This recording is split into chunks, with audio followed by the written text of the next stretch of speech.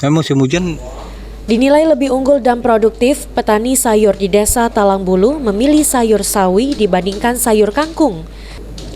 Seperti diungkapkan Endah, salah seorang petani, sayuran di Desa Talangbulu, Kecamatan Talang Kelapa, Banyuasin, musim hujan ini tidak mempengaruhi hasil panen sayuran yang ditanam, namun lebih memilih sayur sawi dibandingkan sayur kangkung. Untuk sayur sawi biasanya dijual ke pengepul per kilo untuk satu gulungan besar berisi 10 kg sayur sawi yang dihargai dengan 30.000 per gulungnya. tidak ada kendala Mbak ya selama musim hujan nih ya. Tidak. Harganya juga tetap stabil ya kalau misalnya gitu. Sekali panen berapa banyak Pak? Banyak Kak, kalau misalnya ada galon-galon 3 tonan boleh. 3 ton. Enggak, 2 ton. Soalnya pas panen kan dia batangnya besarnya nih kan. Kayaknya beda jumlahnya kecil.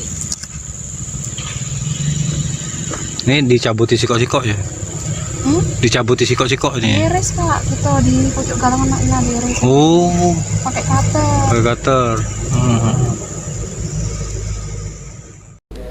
Khusus untuk pupuk biasanya tetap diberikan, hanya saja jika untuk hama seperti rumput biasanya dicabut secara manual yang dinilai lebih efektif untuk menghabiskan rumput.